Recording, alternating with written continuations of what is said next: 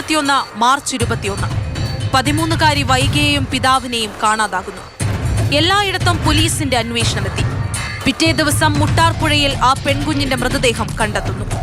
മകളുടെ മരണത്തിനു ശേഷം പിതാവ് സനു മോഹന്റെ തിരോധാനം. പിന്നാലെ നാടറിഞ്ഞത് സ്വന്തം അച്ഛൻ നടത്തിയ ആസൂത്രിത കൊലപാതകത്തിന്റെ കഥ.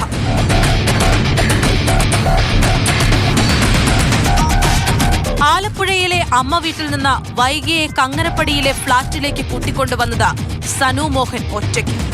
മാർച്ച് 21 രാത്രി മരണത്തെപ്പറ്റി കുഞ്ഞിന് പറഞ്ഞുകൊടുത്തു. അച്ഛന്റെ സാഹചര്യം കുട്ടിയെ മനസ്സിലാക്കിക്കാൻ ശ്രമിച്ചു. കുട്ടിക്ക് ശീതളപാനീയത്തിൽ മദ്യം ചേർത്തു നൽകി അബോധാവസ്ഥയിലാക്കി. ആദ്യം തുണി കൊണ്ട് മുഖത്തമർത്തി. ശേഷം ആ പെൺകുഞ്ഞിനെ ശക്തിയായി കെട്ടിപ്പിടിച്ചു. ശ്വാസം മുട്ടിച്ച് മകളുടെ ജീവനെടുക്കുമ്പോൾ അയാൾക്ക് ഒരു തരി കുറ്റബോധം പോലും തോന്നിയില്ലത്രേ. കൊലപാതകം ഉറപ്പിച്ച ശേഷം ആ കുഞ്ഞിനെ സ്വന്തം ചുമലിലെടുത്തു. ഇതിനിടെ കുഞ്ഞിന്റെ മൂക്കിൽ നിന്നും രക്തത്തുള്ളികൾ നിലത്തു വീണുകൊണ്ടേയിരുന്നു. പുതപ്പുകൊണ്ട് മൂടിയ ശരീരം കാറിൽ കയറ്റി മുട്ടാർപ്പുഴയിലേക്ക് വലിച്ചെറിഞ്ഞു.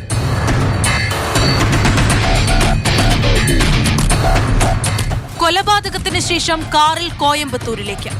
അവിടെ 50,000 രൂപയ്ക്ക് കാർ വിറ്റു.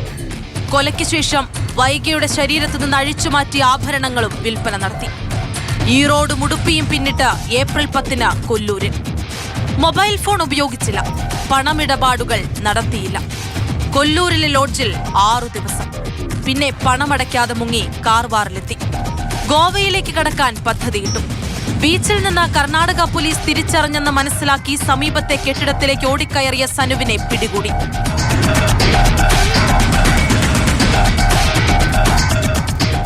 വൈഗയുടെ പോസ്റ്റ്മോർട്ടം റിപ്പോർട്ടിൽ മുങ്ങിമരണമെന്നാണ് കണ്ടെത്തിയത്. ആന്തരികാവയവങ്ങളുടെ രാസപരിശോധനാ ഫലത്തിൽ രക്തത്തിൽ ആൽക്കഹോൾ സാന്നിധ്യവും കണ്ടെത്തിയിരുന്നു.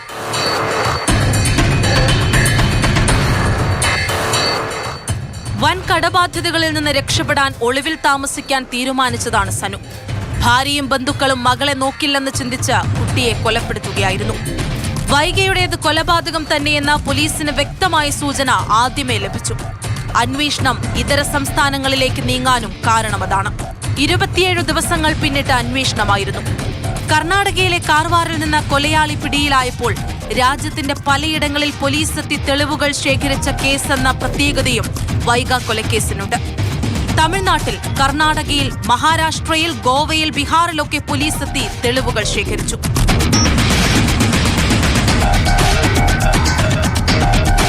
മകളെ കൊന്നത് താൻ തന്നെയെന്ന ചോദ്യം ചെയ്യലിൽ അയാളുടെ കുറ്റസമ്മതം.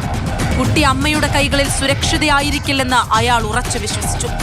കനത്ത സാമ്പത്തിക ബാധ്യതയാണ് തന്നെ കൊലയാളിയാക്കി മാറ്റിയതെന്ന് സനു പോലീസിനോട് പറഞ്ഞു. മകളെ കൊന്ന് ആത്മഹത്യ ചെയ്യുകയായിരുന്നു ലക്ഷ്യം. ഒളിവിലിരുന്ന 27 ദിവസങ്ങളിൽ 3 തവണ ആത്മഹത്യാശ്രമം നടത്തി. പണം തിരികെ നൽകാനുള്ളവർക്ക് മാർച്ച് 22 നൽകാമെന്ന് സമ്മതിച്ചിരുന്നു. അന്ന് സ്വയം അവസാനിപ്പിക്കുകയായിരുന്നു സനു മോഹന്റെ ലക്ഷ്യം.